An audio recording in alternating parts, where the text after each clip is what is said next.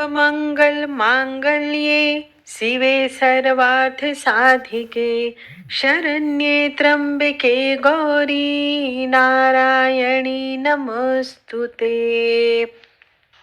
जय माता रानी। नमस्कार दोस्तों, आप समस्त श्रोतागण का आपके YouTube चैनल जीवन अमृत पर हार्दिक अभिनंदन है। आज की वीडियो में आप रसपान करेंगे दुर्गा सप्तशती पाठ का 5वां अध्याय। आप सबसे अनुरोध है कि पाठ का श्रवण संपूर्ण करें ताकि इससे आपको कोई लाभ मिल सके, और कमेंट बॉक्स में दिल से जय माता रानी लिखना बिल्कुल न भूलें। ऋषि कहते हैं, पूर्व काल में शुंभ और निशुंभ नामक असुरों ने अपने बल से घमंड में आकर सचीपति इंद्र के हाथ से तीनों लोकों का राज्य और यज्ञ भाग छीन लिए। वे ही दोनों सूर्य, चंद्रमा, कुबेर, यम और वरुण के अधिकार का भी उपयोग करने लगे। वायु और अग्नि का कार्य भी वे ही करने लगे। उन दोनों ने सब देवताओं को तिरस्कृत, राज्य भ्रष्ट, पराजित तथा अधिकारी हीन करके स्वर्ग से बाहर निकाल दिया। उन दोनों महान असुरों से अपमानित देवताओं ने अपराजिता देवी का स्मरण किया और सोचा, जगदम्बा ने हम लोगों को वर दिया था कि विपत्ति काल में स्मरण करने पर मैं तुम्हारी सारी आपत्तियों को तत्काल नाश करूंगी। यह विचार कर देवता गिरिराज हिमालय पर गए और वहां भगवती विष्णु माया की स्तुति करने लगे। देवता बोले, देवी को नमस्कार है, महादेवी शिवा को सर्वदा नमस्कार है, प्रकृति एवं भद्रा को प्रणाम है। हम लोग नियम पूर्वक जगदम्बा को नमस्कार करते हैं, रौद्रा को नमस्कार करते हैं, नित्या, गौरी एवं धात्री को बारंबार हमारा नमस्कार है। ज्योत्स्नामयी, चंद्र रूपिणी एवं कल्याणमयी देवी को बारंबार प्रणाम है। शरणागतों का कल्याण करने वाली रिद्धि एवं सिद्धि रूपा देवी को हम निरंतर नमस्कार करते हैं। राक्षसों की लक्ष्मी, राजाओं की लक्ष्मी तथा सर्वाणी अर्थात शिव की पत्नी स्वरूपा आप जगदम्बा का बारंबार नमस्कार है। दुर्गा, दुर्गपारा, सारा, सर्वकारिणी, ख्याति, कृष्णा और धूम्रा देवी को सदैव नमस्कार है। अत्यंत सौम्य तथा अत्यंत रौद्र रूपा देवी को हम नमस्कार करते हैं, उन्हें हमारा बारंबार नमस्कार है। जो देवी सब प्राणियों में विष्णु माया के नाम से कही जाती हैं, उनको नमस्कार है, उनको नमस्कार है, उनको बारंबार नमस्कार है। जो देवी सब प्राणियों में चेतना कहलाती हैं, उनको नमस्कार है, उनको नमस्कार है, उनको बारंबार नमस्कार है। जो देवी सब प्राणियों में बुद्धि रूप से स्थित है, उनको नमस्कार है, उनको नमस्कार है, उनको हमारा बारंबार नमस्कार है। जो देवी सब प्राणियों में निद्रा के रूप में स्थित है, उनको नमस्कार है, उनको नमस्कार है, उनको हमारा बारंबार नमस्कार है। जो देवी सब प्राणियों में क्षुधा रूप से विद्यमान है, उनको नमस्कार है, उनको नमस्कार है, उनको बारंबार नमस्कार है। जो देवी सब प्राणियों में छाया रूप से विद्यमान है, उनको नमस्कार है, उनको नमस्कार है, उनको बारंबार नमस्कार है। जो देवी सब प्राणियों में छाया रूप में विद्यमान है, उनको नमस्कार है, उनको नमस्कार है, उनको बारंबार नमस्कार है। जो देवी सब प्राणियों में तृष्णा रूप में विद्यमान है, उनको नमस्कार है, उनको नमस्कार है, उनको बारंबार नमस्कार है। जो देवी सब प्राणियों में क्षमा रूप से विद्यमान है, उनको नमस्कार है, उनको नमस्कार है, उनको बारंबार नमस्कार है। जो देवी सब प्राणियों में जाति रूप से विद्यमान है, उनको नमस्कार है, उनको नमस्कार है, उनको बारंबार नमस्कार है। जो देवी सब प्राणियों में लज्जा रूप से विद्यमान है, उनको नमस्कार है, उनको नमस्कार है, उनको बारंबार नमस्कार है।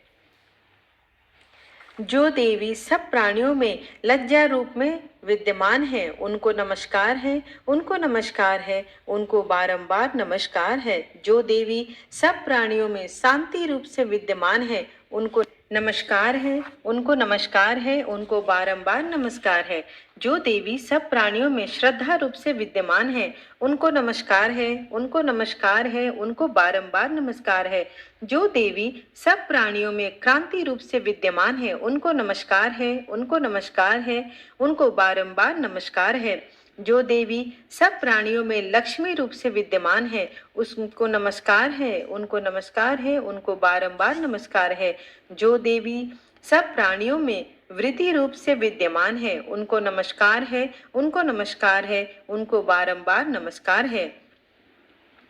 जो देवी सब प्राणियों में स्मृति रूप से विद्यमान है, उनको नमस्कार है, उनको नमस्कार है, उनको बारंबार नमस्कार है। जो देवी सब प्राणियों में दया रूप से विद्यमान है, उनको नमस्कार है, उनको नमस्कार है, उनको बारंबार नमस्कार है। जो देवी सब प्राणियों में तुष्टि रूप से विद्यमान है, उनको नमस्कार है, उनको नमस्कार है, उनको बारंबार नमस्कार है। जो देवी सब जीवों में माता रूप से विद्यमान है, उनको नमस्कार है, उनको नमस्कार है, उनको बारंबार नमस्कार है। जो देवी सब जीवधारियों में भ्रांति रूप से स्थित है, उनको नमस्कार है, उनको नमस्कार है, उनको बारंबार नमस्कार है। जो जीवों के इंद्रिय वर्ग की अधिष्ठात्री देवी एवं प्राणियों में सदा विद्यमान रहने वाली हैं, उन व्याप्ति देवी को बारंबार नमस्कार है। जो देवी चैतन्य रूप में इस संपूर्ण जगत को व्याप्त करके स्थित हैं, उनको नमस्कार है, उनको नमस्कार है, उनको बारंबार नमस्कार है। पूर्व काल में इष्ट अभीष्ट प्राप्ति होने से देवताओं ने जिनकी स्तुति की तथा इंद्र ने बहुत दिनों तक जिनका सेवन किया, वह कल्याण की साधना भूता ईश्वरी हमारा कल्याण और शुभ करे तथा सारी आपत्तियों का नाश कर डाले। उदंड दैत्यों से पीड़ित हम सभी देवता जिन महेश्वरी जिन परमेश्वरी के इस समय नमस्कार करते हैं तथा जो भक्ति से विनम्र पुरुषों द्वारा स्मरण की जाने पर तत्काल ही संपूर्ण विपत्तियों का नाश कर देती है, वे जगन माता हमारा संकट दूर करे। ऋषि बोले, राजन, इस प्रकार जब देवता स्तुति कर रहे थे, उस समय पार्वती देवी गंगा जी के जल से स्नान करने के लिए वहां आई। सुंदर भाव वाली भगवती ने देवताओं से पूछा, आप लोग यहाँ किसकी स्तुति कर रहे हैं? तब उन्हीं के शरीर कोश से प्रकट हुई शिवा देवी बोली, शुंभ दैत्य से अपमानित और युद्ध में निशुंभ से विजित हो यहाँ एकत्र हुए हैं। ये समस्त देवता मेरी ही स्तुति कर रहे हैं। पार्वती जी के शरीर कोश से अंबिका का प्रादुर्भाव हुआ था, इसलिए वे समस्त लोकों में कौशिकी कही जाती हैं। कौशिकी के प्रकट होने के बाद पार्वती का शरीर काले रंग का हो गया, अतः वे हिमालय पर रहने वाली कालिका देवी के नाम से प्रसिद्ध हुई। तदंतर शुंभ निशुंभ के भृत्य चंड मुंड वहां उपस्थित हुए और उन्होंने मनोहर रूप धारण करने वाली अंबिका देवी को देखा। फिर वे निशुंभ के पास जाकर बोले, महाराज, एक अत्यंत मनोहर स्त्री है जो अपनी दिव्य कांति से हिमालय को आलोकित कर रही है। वैसा उत्तम रूप कहीं किसी ने भी नहीं देखा होगा। वह देवी कौन है और उसे पकड़ लीजिए। स्त्रियों में तो वह रत्न है, उसका प्रत्येक अंग बहुत ही सुंदर और तथा वह अपने ही श्री अंगों की कांति से संपूर्ण दिशाओं में प्रकाश फैला रही है। असुरेश्वर, अभी वह हिमालय पर ही विद्यमान है, आप उसे देख सकते हैं। प्रभु, तीनों लोकों में मणि, हाथी और घोड़े आदि जितने भी रत्न हैं, वे सब इस समय आपके घर में शोभा पाते हैं। हाथियों में रत्नभूत ऐरावत, पारिजात का वृक्ष और उच्छेश्रवा घोड़ा, ये सब आपने इंद्र से ले लिया है। हंसों से जुता हुआ यह विमान भी आपके आंगन में शोभा पाता है। यह रत्नभूत अद्भुत विमान जो पहले ब्रह्मा जी के पास था, वह आपके यहाँ आ गया है। यह महापदक नामक निधि का आप कुबेर से छीन लाए हैं। समुद्र ने आपको केसरों में सुशोभित किंजलिकनी नामक माला भेंट की, जिसके कमल कभी नहीं कुमलाते। सुवर्ण की वर्षा करने वाला वरुण का छत्र भी आपके घर में ही शोभा पाता है तथा यह श्रेष्ठ रथ जो पहले प्रजापति के अधिकार में था, वह आपके पास मौजूद है। दैत्येश्वर, मृत्यु की उत्क्रांतिदा नाम वाली शक्ति भी आपने छीन ली है तथा वरुण का पास और समुद्र में होने वाले सब प्रकार के रत्न आपके भाई निशुंभ के अधिकार में है। अग्नि ने भी स्वतः शुद्ध किए हुए 2 वस्त्र आपकी सेवा में भेंट किए हैं। दैत्यराज, इस प्रकार सभी रत्न आपके एकत्रित कर चुके हैं। फिर जो यह स्त्रियों में रत्न रूपी कल्याणमयी देवी है, इसे क्यों नहीं आपने अधिकार में कर लेते हैं? ऋषि बोले, चंड मुंड का यह वचन सुनकर शुंभ ने महादैत्य सुग्रीव को बुलाकर कहा, तुम मेरी आज्ञा से उससे ये बातें जाकर कहो और ऐसा उपाय करो जिससे प्रसन्न होकर वह शीघ्र ही यहाँ आ जाए। यह वह दूत पर्वत के अत्यंत रमणीक प्रदेश में जहाँ देवी स्थित थी गया और मधुर वाणी से कोमल वचन से बोला। दूत बोला, हे देव, दैत्यराज शुंभ इस समय त्रिलोकाधिपति हैं। मैं उन्हीं का भेजा हुआ दूत हूँ और यहाँ तुम्हारे पास आया हूँ। उनकी आज्ञा सदा सब देवता एक स्वर से मानते हैं, कोई उसका उल्लंघन नहीं कर सकता। वे संपूर्ण देवताओं को पराजित कर चुके हैं। उन्होंने तुम्हारे लिए जो संदेश दिया है उसे कृपा सुनो। उन्होंने कहा है कि तीनों लोग मेरे अधीन चलते हैं। संपूर्ण यज्ञों के भागों को मैं पृथक भोगता हूँ। तीनों लोक में जितने श्रेष्ठ रत्न हैं वे सब मेरे अधिकार में हैं। देवराज इंद्र का वाहन ऐरावत जो हाथियों में रत्न के समान है मैंने छीन लिया है। क्षीर सागर को मतने से जो अश्वत्थ रत्न उच्चै श्रवा प्रकट हुआ था, देवताओं ने मेरे पैरों पर नत होकर समर्पित किया। सुंदरी, उनके सिवा और भी जितने रत्नभूत पदार्थ देवताओं, गंधर्वों और नागों के पास थे वे सब मेरे पास ही आ चुके हैं। हे देवी, अब हम लोग तुम्हें संसार की स्त्रियों में रत्न मानते हैं, अतः हमारे पास आ जाओ, क्योंकि रत्नों का उपभोग करने वाले हम ही हैं। चपल कटाक्षों वाली सुंदरी, तुम मेरी या मेरे भाई महापराक्रमी निशुंभ की सेवा में आ जाओ, क्योंकि तुम रत्न स्वरूपा हो। मेरा वरण करने से तुम्हें अतुलनीय महान ऐश्वर्य की प्राप्ति होगी। अपनी बुद्धि से यह विचार कर तुम मेरी पत्नी बन जाओ। ऋषि बोले, दूत के यूं कहने पर कल्याण स्वरूपा भगवती दुर्गा देवी, जो सकल जगत को धारण करती है, मन ही मन गंभीर भाव से मुस्कुराई और बोली। देवी ने कहा, दूत, तुम सत्य कहते हो। इसमें तनिक भी झूठ नहीं है कि शुंभ जो है वो तीनों लोगों का स्वामी है और निशुंभ भी उसी समान महाबली है। किंतु इस समय मैंने जो प्रतिज्ञा कर ली है उसे मैं कैसे मिथ्या करूं? मैंने अपनी स्व अल्प बुद्धि के कारण पहले से जो प्रतिज्ञा कर रखी है उसे मैं तुम्हें कहती हूँ। मैंने प्रतिज्ञा ली है कि जो मुझे संग्राम में जीत लेगा, जो मेरे मद को चूर्ण करने देगा तथा संसार में जो मेरे समान बली होगा वही मेरा वरण करेगा। इसलिए शुंभ अथवा महादैत्य निशुंभ स्वयं ही यहाँ पधारे और मुझे जीत कर शीघ्र मेरा हस्त ग्रहण कर ले। इसमें विलंब की क्या आवश्यकता है? दूत बोला, देवी, तुम घमंड में भरी हो, मेरे सामने ऐसी बात न करो। त्रिलोकी में कौन ऐसा पुरुष है जो शुंभ निशुंभ का सामना कर सके? देवी, अन्य दैत्यों के सामने भी सारे देवता युद्ध में नहीं ठहर सकते, फिर तुम अकेली स्त्री होकर कैसे ठहर सकती हो? जिन शुंभ आदि दैत्यों के सामने इंद्र आदि देवता भी युद्ध में खड़े नहीं हुए, उनके सामने तुम स्त्री होकर कैसे जाओगी? इसलिए तुम मेरे ही कहने से शुंभ निशुंभ के पास चली चलो। ऐसा करने से तुम्हारे गौरव की रक्षा होगी, अन्यथा जब वे केशों को पकड़कर घसीटेंगे तब तुम्हें अपनी प्रतिष्ठा खोकर उनके साथ जाना पड़ेगा। देवी ने कहा, तुम्हारा कहना बिल्कुल उचित है। शुंभ बलवान है और निशुंभ भी बड़ा पराक्रमी है, किंतु मैं क्या करूं? मैंने पहले बिना सोचे समझे प्रतिज्ञा जो कर ली है, अतः अब तुम जाओ। मैंने तुमसे जो कुछ कहा है वह सब असुर राज से आदर पूर्वक कहना, फिर उन्हें जो उचित जान पड़े वो करे। इस प्रकार दुर्गा सप्तशती पाठ का 5वां अध्याय संपूर्ण हुआ। देवी के मुख से ऐसी बात सुनकर दूत को बहुत ही आश्चर्य हुआ और उसने दैत्यराज के पास जाकर विस्तार पूर्वक समाचार कहा। दूत से ऐसा उत्तर सुनकर वह दैत्यराज अत्यंत क्रोधित हो उठा और अपने सेनानायक धूम्रलोचन से कहा, धूम्रलोचन, तुम अति शीघ्र अपनी सेना के साथ जाकर उस दुष्टा स्त्री का केस बलपूर्वक खींचते हुए यहाँ उठा लाओ। उसका रक्षक यदि यक्ष, गंधर्व, देवता आदि कोई भी हो तो तुम उसे अवश्य ही मार डालना। तब ऋषि ने कहा, शुंभ का आदेश पाकर वह धूम्रलोचन अपनी 60,000 सेना के साथ वहां से तुरंत चल पड़ा। वहां पहुंचकर उसने हिमालय पर निवास करने वाली देवी को देखा और ललकार कर आदेश भरे स्वर में कहा, अरे तू मेरे स्वामी शुंभ निशुंभ के पास चल। यदि इस समय तुम स्वेच्छा से मेरे साथ नहीं चलोगी तो मैं तेरे केस पकड़कर घसीटते हुए जबरन तुम्हें ले जाऊंगा।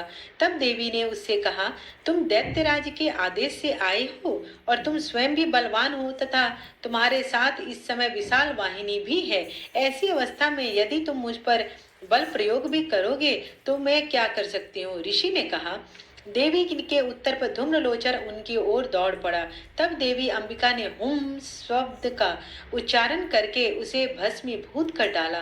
तत्पश्चात क्रुद्ध हुई उस विशाल सेना ने देवी पर आक्रमण कर दिया। फिर अंबिका और राक्षसी सेनाओं में तीक्ष्ण बाणों, शक्तियों तथा फरसों का युद्ध आरंभ हो गया। इतने में ही देवी का वाहन सिंह भी क्रोध से गर्जन करने लगा और गर्दन को बालों को हिलाता हुआ असुरों की सेना में कूद पड़ा। उस सिंह ने कुछ राक्षसों को पंजों की खरोच से, कितनों को अपने जबड़ों से विदीर्ण करके और कितनों को धराशायी करके ओष्ठ की दाढ़ों की प्रहार करके मार डाला। कितने दानवों का उस सिंह ने अपने नाखूनों से पेट फाड़ डाला। कितनों का सिर थप्पड़ से मारकर धड़ से अलग कर दिया। कितनों की भुजाएं और मस्तक उसने काट खाए तथा अपनी गर्दन के बाल हिलाते हुए किसने ही के पेट चीरकर उसका रक्तपान कर लिया। अत्यंत क्रोधित देवी के उस वाहन ने, महाबली सिंह ने क्षण मात्र में ही सारी दानवी सेना का अंत कर दिया। शुंभ राक्षस को जब यह समाचार मिला कि युद्ध में धूम्रलोचन मारा गया और उसकी सेना सिंह के द्वारा नष्ट हो गई, तब वह अत्यंत कुपित हुआ। क्रोध में आकर उसके अधरोष्ठ कंपित हो उठे। उसने चंड मुंड नामक 2 महाबली दैत्यों को आदेश दिया, हे चंड मुंड, तुम लोग अपनी विशाल सेना लेकर जाओ और उस देवी को घसीट कर अथवा उसे बांध कर पकड़ लाओ। यदि इस प्रकार उसका आना कठिन है तो उस पर समस्त दानवी सेना के शास्त्रों का प्रहार करके वही वध कर देना।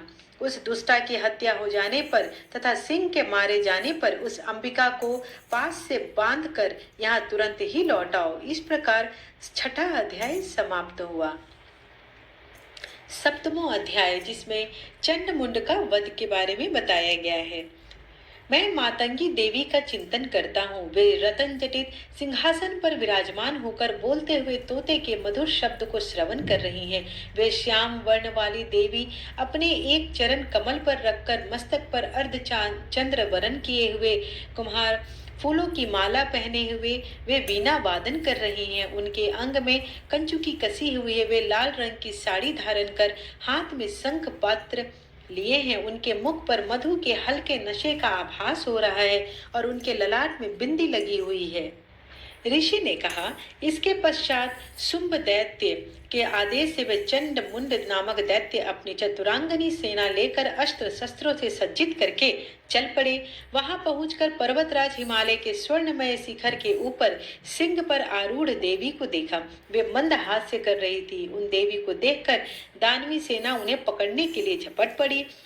किसी राक्षस ने धनुष उठाया तो किसी ने मयान से तलवार खींच ली और कुछ एक देवी के पास आकर खड़े हो गए। तब अंबिका ने उन पर अत्यंत क्रोध प्रकट किया। उस समय क्रोधानल में दग्ध होने के कारण उनका मुख काला दिखाई पड़ने लगा। उनकी भौहें तन गई और वहां से विकराल मुखी काली का प्रादुर्भाव हुआ। उनके हाथ में तलवार और पाश था। वे चीते के चमड़े की साड़ी पहने नरमुंडों की माला से विभूषित होकर हाथ में विचित्र प्रकार की तलवार धारण किए हुए थी। उनके शरीर का मांस सूख कर केवल अस्थि पंजर शेष रह गया था, जिसके कारण उनकी आकृति बड़ी ही डरावनी लग रही थी। उनका मुख गह्वर बहुत विशाल था। जीभ लप लप करने के कारण वे बहुत ही भयंकर जान पड़ रही थी। उनके नेत्र भीतर की ओर गड्ढे में धंसे हुए और रक्तिम थे। वे भयंकर गर्जना से सभी लोगों को कंपित कर रही थी। वे कालिका देवी बड़े बड़े असुरों का वध करती हुई और प्रबल वेग से आसुरी सेना पर टूट पड़ी और उन सबको अपना ग्रास बनाने लगी। वे देवी पार्श्व रक्षकों, अंकुशधारी महावतों, बड़े बड़े योद्धाओं और घंटाधारी कितने ही विशाल काय रथ और सारथी सहित रथी सैनिकों का मुंह में डालकर वे बहुत ही भयानक आवाज से चबा रही थी। किसी के बाल खींचकर, किसी का गला दबोचकर, किसी को पैरों तले रौंद कर और किसी की छाती को धक्के से भूमि पर गिराकर, किसी को मुंह में पकड़कर दांतों से चूर चूर कर डालती। काली ने उन बलशाली दुराचारी दैत्यों की समस्त सेना को मसल दिया। कुछ एक को खा गई और कितने को ही खदेड़ दिया। कोई तलवार की मार से, कोई खटवांग से पीटे गए, कितने के नकुले दांत से पिसकर खा गई। इस प्रकार देवी ने क्षण भर में आसुरी सेना का संहार कर डाला। यह देखकर चंड उन विकराल काली की ओर दौड़ पड़ा। फिर महादैत्य मुंड ने बाणों की वर्षा करके तथा हजारों बार प्रयुक्त चक्रों से अनेक चक्र ऐसे जान पड़े मानो सूर्य के ऊपर मंडल बादलों में समा गए। तब भयंकर गर्जना करने वाली काली ने रोष में भीषण अट्टहास किया। उस समय उनके विकराल मुख के भीतर कठिनता से दिखाई पड़ने वाले दांत की चमक से वे अत्यंत उज्जवल दिखाई पड़ रही थी। फिर तो वे देवी बहुत बड़ी तलवार से हम शब्द का उच्चारण करके चंड के केश पकड़ लिए और अपनी तलवार से उसका मस्तक धड़ से अलग कर दिया। चंड को मारा देखकर मुंड देवी की ओर दौड़ पड़ा। तब देवी ने क्रोधित होकर अपनी तलवार के आघात से उसे भी धराशायी कर दिया। चंड मुंड के मरते ही बची कुची सेना भय से व्याकुल होकर रणभूमि से भागने लगी। तब देवी ने चंड मुंड के कटे हुए मस्तक को हाथ में लेकर चंडिका के पास पहुंचकर विकट अट्टहास करके कहा, हे देवी, मैंने इस महापशु चंड मुंड को तुम्हें अर्पित किया है। अब युद्ध भूमि में तुम्हें शुंभ और निशुंभ का स्वयं ही संहार करना है। ऋषि ने कहा। चंड मुंड के मस्तक को देखकर कल्याणमयी चंडी ने काली से मधुर स्वर में कहा, देवी, तुम चंड और मुंड को लेकर मेरे पास आई हो, इसलिए विश्व में तुम्हारी ख्याति चामुंडा के नाम से की जाएगी। इस महर्षि वेदा ने कहा, चंड और मुंड नामक असुरों के मारे जाने से और बहुत सी सेना के नष्ट हो जाने से असुरों के राजा प्रतापी शुंभ ने क्रोध युक्त होकर अपनी संपूर्ण सेना को युद्ध के लिए तैयार होने की आज्ञा दी। उसने कहा, अब यदायुध नामक 86,000 असुर अपनी सेनाओं के साथ युद्ध के लिए जाएं और कंबु नामक 84 सेनापति भी युद्ध के लिए जाएं और कोटि वीर्य नामक 50 सेनापति धौम्रकुल नाम के 100 सेनापति प्रस्थान करें। कालक, दौहार्द, मौर्य और काल के यह दैत्य भी मेरी आज्ञा से सजकर युद्ध के लिए कूच करें। भयानक शासन करने वाला असुरों का स्वामी शुंभ इस प्रकार आज्ञा देकर बहुत बड़ी सेना के साथ युद्ध के लिए चला गया। उसकी सेना को अपनी ओर आता देखकर चंडिका ने अपनी धनुष की टंकार से पृथ्वी और आकाश को गुंजा दिया।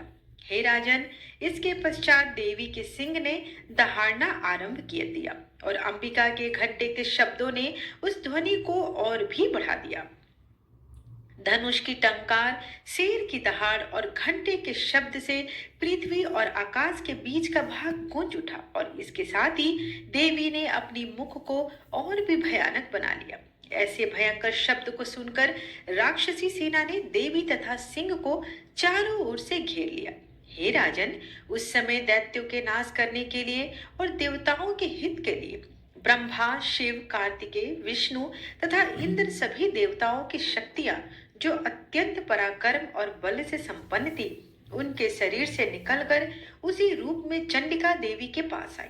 जिस देवता का जैसा रूप था, जैसे आभूषण थे और जैसा वाहन था, वैसा ही रूप, आभूषण और वाहन लेकर उन देवताओं की शक्तियां दैत्यों से युद्ध करने लगी। हंस युक्त विमान में बैठकर रुद्राक्ष की माला तथा कमंडलू धारण करके ब्रह्मा जी की शक्ति आई। वृषभ पर सवार होकर हाथ में त्रिशूल लेकर महानाग का कंकण पहने हुए और चंद्र रेखा से भूषित होकर भगवान शंकर की शक्ति माहेश्वरी आई और मोर पर आरूढ़ होकर हाथ में शक्ति लिए दैत्यों से युद्ध करने के लिए कार्तिकेय जी की शक्ति उन्हीं का रूप धारण करके आई। भगवान विष्णु की शक्ति गरुड़ पर सवार होकर शंख, चक्र, गदा, धनुष तथा खड्ग हाथ में लिए हुए श्री हरि की शक्ति वाराह का शरीर धारण करके आई और नृसिंह के समान शरीर धारण करके उनकी शक्ति नरसिंही भी आई। गर्दन के झटकों से आकाश के तारे टूटते हुए गिर रहे थे और इसी प्रकार देवराज इंद्र की शक्ति इंद्रिय भी ऐरावत के रूप पर सवार होकर आई।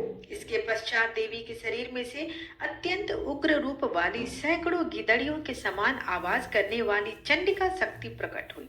उस अपराजिता देवी ने धूमिल जटा वाले भगवान श्री शंकर जी से कहा, हे प्रभु, आप मेरी ओर से दूत बनकर शुंभ और निशुंभ के पास जाइए। उन अत्यंत गृह वाले दैत्यों से कहिए तथा उनके अतिरिक्त और भी जो दैत्य वहां युद्ध के लिए उपस्थित हो, उनसे भी कहिए, जो तुम्हें अपने जीवित रहने की इच्छा हो तो त्रिलोकी का राज्य इंद्र को दे दो। देवताओं को उनका यज्ञ भाग मिलना आरंभ हो जाए और तुम पाताल को लौट जाओ। किंतु यदि बल के व गर्व से तुम्हारी लड़ने की इच्छा हो तो फिर आओ, तुम्हारे सांस में मेरी युगनियां तृप्त होंगी। क्योंकि उस देवी ने भगवान शंकर को दूत के कार्य में नियुक्त किया, इसलिए वह संसार में भगवान शंकर से देवी का संदेश पाकर उन दैत्यों के क्रोध का कोई पार पार ही न रहा। वह जिस स्थान पर देवी विराजमान थी वहां पहुंचे और जाने के साथ ही उस पर बाणों और शक्तियों की वर्षा करने लगे। देवी ने उनके फेंके हुए बाणों, शक्तियों, त्रिशूल और फरसों को अपने बाणों से काट डाला और काली देवी उस देवी के साथ आगे खड़े होकर शत्रुओं को त्रिशूल से विदीर्ण करने लगी और खटवांग से कुचलने लगी। ब्राह्मणी जिस तरफ दौड़ती थी उसी तरफ अपने कमंडलू का जल छिड़क कर दैत्यों के वीर का वह बल को नष्ट कर देती थी और इसी प्रकार माहेश्वरी त्रिशूल से, वैष्णवी चक्र से और अत्यंत कोप वाली कौमारी शक्ति द्वारा असुरों को मार रही थी और इंद्रिय के बाजू के प्रहार से सैकड़ों दैत्य रक्त की नदियां बहाते हुए पृथ्वी पर सो गए। वाराही ने कितने ही राक्षसों को अपनी थुथुन द्वारा मृत्यु के घाट उतार दिया। दाढ़ों के अग्रभाग से कितने ही राक्षसों की छाती तीर डाली। चक्र की चोट से कितनों को ही विदीर्ण करके धरती पर डाल दिया। बड़े बड़े राक्षसों को नृसिंह ने अपने नखों से विदीर्ण कर दिया। इस तरह क्रोध में भरे हुए मातृगणों द्वारा नाना प्रकार के उपायों से बड़े बड़े असुरों को मारते हुए देखकर राक्षसी सेना भाग खड़ी हुई। उनके इस प्रकार भागता देखकर रक्तबीज नामक महापराक्रमी राक्षस क्रोध में भरकर युद्ध के लिए आया। उसके शरीर से रक्त की बूंदें पृथ्वी पर जैसे ही गिरती थी, तुरंत वैसे ही शरीर वाला तथा वैसा ही बलवान दैत्य पृथ्वी से उत्पन्न हो जाता था। रक्त बीज गदा हाथ में लेकर इंद्रिय के साथ युद्ध करने लगा। जब इंद्रिय शक्ति ने अपने वज्र से उसको मारा तो वह घायल हो गई। रक्त बीज हाथ में गदा लेकर इंद्रिय शक्ति की ओर दौड़ा। जब इंद्रिय शक्ति ने अपने वज्र से उसको मारा तो घायल होने के कारण उसके शरीर से बहुत सारा रक्त बहने लगा। उसकी प्रत्येक बूंद से उनके समान ही बलवान तथा महापराक्रमी अनेकों दैत्य भयंकर रूप से प्रकट हो गए। वह सब के सब दैत्य बीज के समान ही बलवान तेज वाले थे। वह भी भयंकर अस्त्र शस्त्र लेकर देवियों के साथ लड़ने लगे। जब इंद्रिय के वज्र प्रहार से उसके मस्तक पर चोट लगी और रक्त बहने लगा तो उसमें से हजारों ही पुरुष उत्पन्न हो गए। वैष्णवी ने चक्र से और इंद्रिय ने गदा से रक्त बीज को चोट पहुंचाई और वैष्णवी के चक्र से घायल होने पर उसके शरीर से जो रक्त बहा उससे हजारों महाअसुर उत्पन्न हो गए, जिनके द्वारा यह जगत व्याप्त हो गया। कौमारी ने शक्ति से, वाराही ने खड्ग से और माहेश्वरी ने त्रिशूल से उसको घायल किया। उससे सैकड़ों रक्त बीज जैसे बलवान दैत्य उत्पन्न हो गए। देवताओं को भयभीत देखकर चंडिका ने काली से कहा, हे चामुंडे, अपने मुख को बड़ा करो और मेरे शस्त्र घात से उत्पन्न हुए रक्त बिंदुओं को अपने साथ ही उत्पन्न होने वाले जितने भी असुर होंगे उन सब को मुख में भक्षण करती जाओ। इस प्रकार रक्त बिंदुओं से उत्पन्न हुए महादैत्यों को भक्षण करती हुई तुम रण में भूमि में विचरो। इस प्रकार रक्त क्षीण होने से यह दैत्य नष्ट हो जाएगा। काली से इस प्रकार कहकर चंडिका देवी ने रक्त बीज पर अपने त्रिशूल से प्रहार किया और कालिका देवी ने अपने मुख में उसका रक्त ले लिया। तब उसने गदा से चंडिका पर प्रहार किया। प्रहार से चंडिका को तनिक भी कष्ट नहीं हुआ, किंतु रक्त बीज के शरीर से बहुत सारा रक्त बहने लगा। लेकिन उसके गिरने के साथ ही काली ने उसको अपने मुख में ले लिया। काली के मुख में उस रक्त से जो उत्पन्न हुए असुर थे उनको भी माता ने भक्षण कर लिया और रक्त को पीती हुई तदंतर देवी ने रक्त बीज को उसका ही खून काली ने पिया था। चंडिका ने उस दैत्य को वज्र, बाण, खड्ग तथा रिष्टि इत्यादि से मार डाला। हे राजन, अनेक प्रकार के शास्त्रों से मरा हुआ और खून से वंचित हुआ महादैत्य रक्त बीज पृथ्वी पर गिर पड़ा। हे राजन, उसके गिरने से देवता अत्यंत प्रसन्न हुए और माताएं उन असुरों का रक्त पीने के पश्चात उद्यत होकर नृत्य करने लगी। इस प्रकार दुर्गा सप्तशती पाठ का 5वां, 6ठा, 7वां और 8वां अध्याय यहीं पर समाप्त हुआ।